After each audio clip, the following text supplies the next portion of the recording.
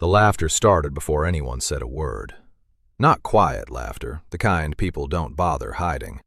A man in a tailored suit pointed at the wreck sitting in the auction yard, then at Marcus. "You're not seriously buying that," he said. "That thing isn't a car. It's a mistake." A few people laughed, then more joined in. Some turned away, others stayed, just to watch him fail. Marcus didn't argue.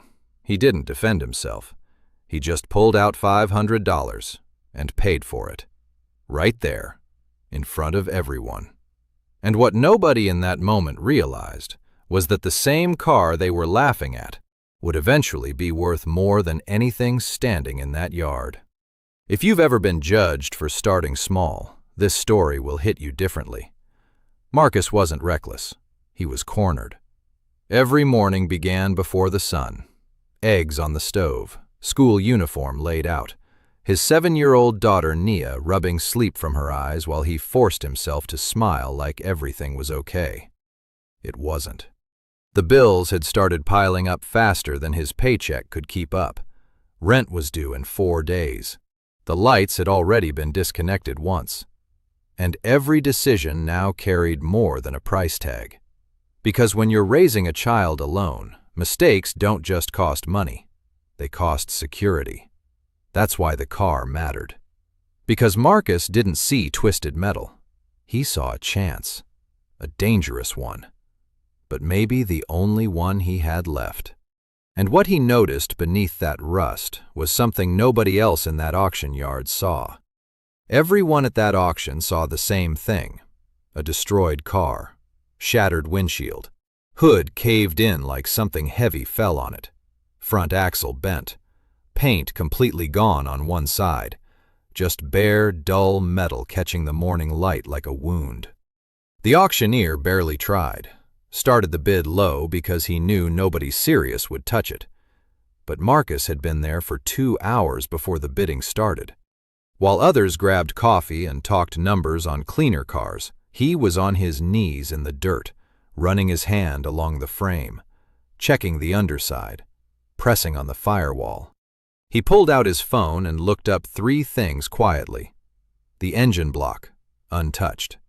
The chassis, structurally solid underneath the surface damage. The model, a make that collectors had been hunting for years. Nobody else did that. Nobody else looked past the damage to ask what was still alive underneath it.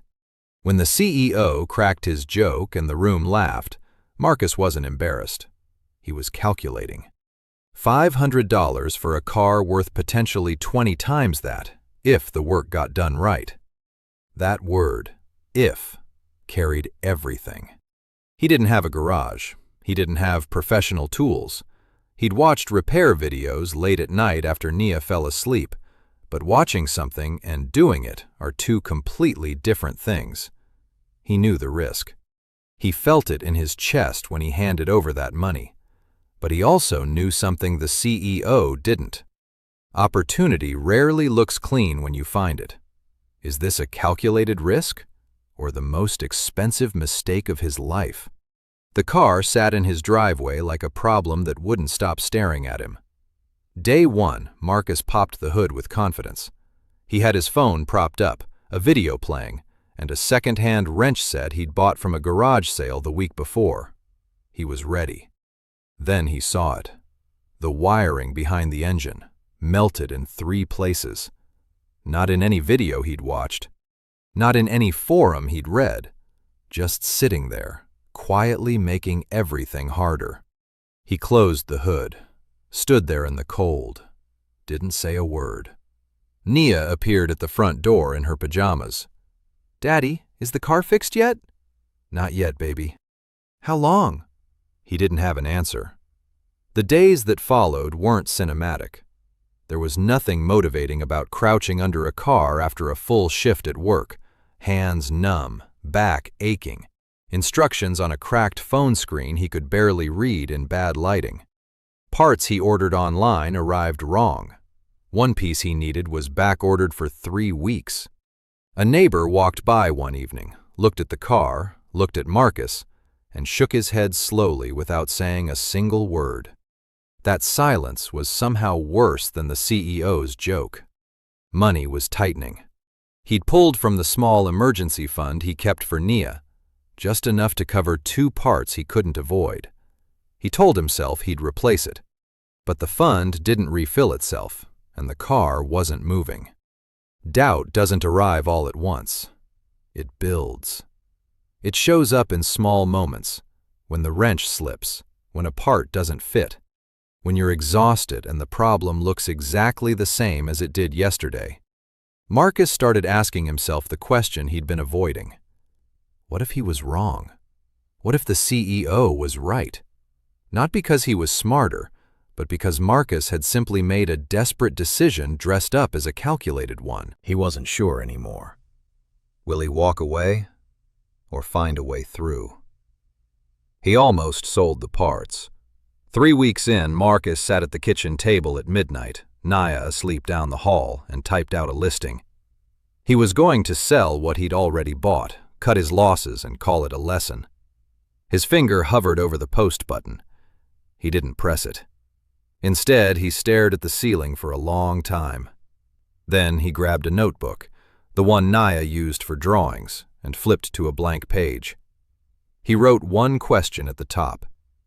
What actually needs to happen for this car to be worth something? Not how do I fix everything, not what went wrong, just what needs to happen, in order, one step at a time. He wrote for 40 minutes.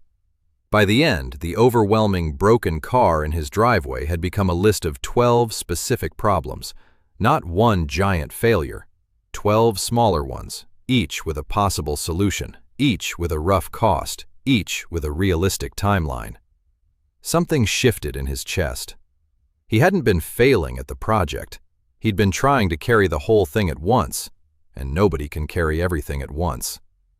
The next morning, he woke up differently. No panic, no dread. He looked at item 1 on his list and started there. That was it. That was the turn. Not a sudden rush of talent, not outside help arriving at the right moment. Just a man with a notebook, a sleeping daughter, and a decision to stop reacting and start thinking clearly. Most people would have quit right here. He didn't. If stories like Marcus's hit different for you, the ones about people who refuse to fold under pressure, make sure you subscribe. There's more where this came from. Progress doesn't look like a movie montage in real life. It looks like a man watching the same repair tutorial 4 times because he didn't understand it the first 3. It looks like scribbled notes on paper towels. It looks like getting one thing right after getting it wrong twice. That's what Marcus's evenings became. After Nia was in bed, he'd sit at the table with his laptop and go deep. Not just watching videos anymore. He started reading forums where actual mechanics argued about specific problems. He learned the difference between a cosmetic fix and a structural one. He learned which parts could be sourced cheaper without cutting quality. He learned which repairs he could do himself and which ones needed a professional touch he could budget for.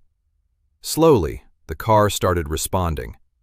The wiring issue he'd been afraid of, solved over the course of a single weekend with the right diagram and a borrowed soldering kit from a coworker. The bodywork, rough but improving, panel by panel. The interior, stripped clean and ready for restoration.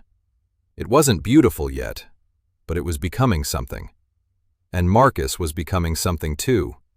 He wasn't guessing anymore. He was making decisions based on what he actually understood. The fear that used to follow him into that driveway had quieted down. Not because the work got easier, but because he got better. Nia started coming outside to watch on weekends. She'd hand him tools she didn't know the names of yet, asking questions he'd answer slowly and carefully. Some evenings, she'd just sit on the front step, watching her dad work under fading light. He never told her what was at stake. She was too young for that weight. But she could feel something. Kids always can. The financial pressure hadn't disappeared. The emergency fund was still thin. The job was still just enough. Time was still tight. But the car, that beat-up, mocked, written-off car, was coming back to life. The real question now wasn't whether he could fix it. It was whether anyone would actually pay what it was worth. The message came on a Tuesday evening. A man named Derek had seen a photo Marcus posted in a classic car enthusiast group online. Just one image, no big caption, no sales pitch. Just the car at its current stage, clean and composed under the driveway light. Derek was interested. Very interested. They met on a Saturday morning.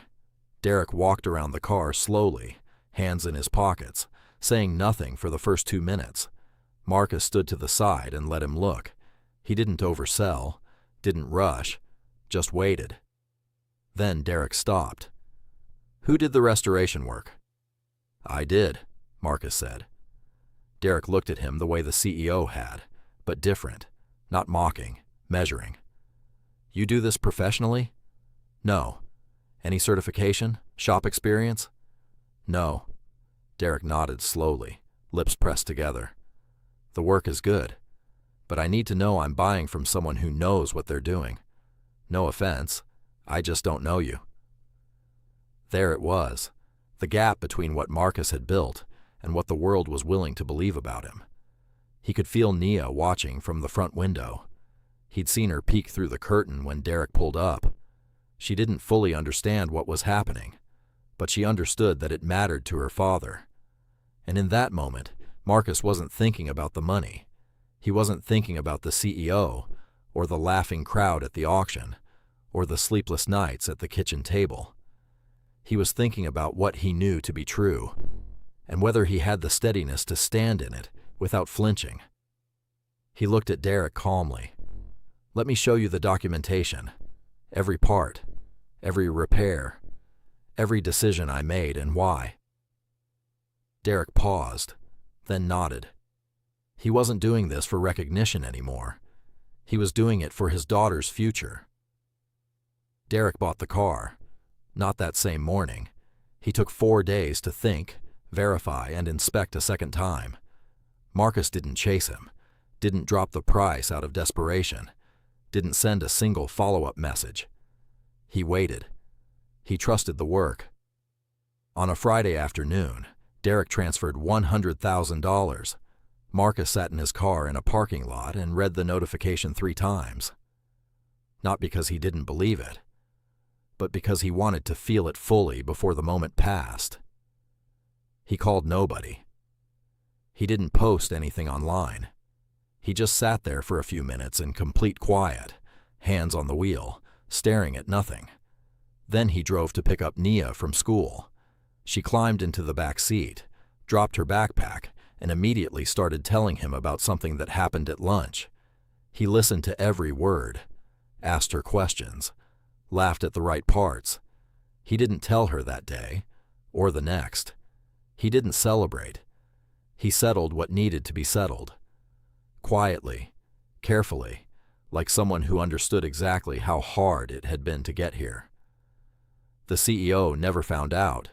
There was no confrontation, no dramatic moment where Marcus walked back into that auction yard and made a scene. There was no announcement, no moment where the world stopped and finally acknowledged him. Just a man, a decision, and the result of not walking away when it would have been easier to. Nothing about his life looked different from the outside, but something had settled into place, and whether Nia could explain it or not, she saw it. He started a second project the following month. A different car, a different opportunity. Same approach, patient, precise, and completely invisible to everyone who didn't believe in the first one. The CEO had laughed at a $500 decision. What he didn't know, what he couldn't see, was that the decision was never really about the car. It was about what happens when a person refuses to let someone else's judgment become their own. Writing, if you've ever been looked at like you weren't enough, like you didn't belong in the room. Then you understand this story more than you think. Subscribe, because the difference between where you are and where you could be might come down to one decision you refuse to walk away from.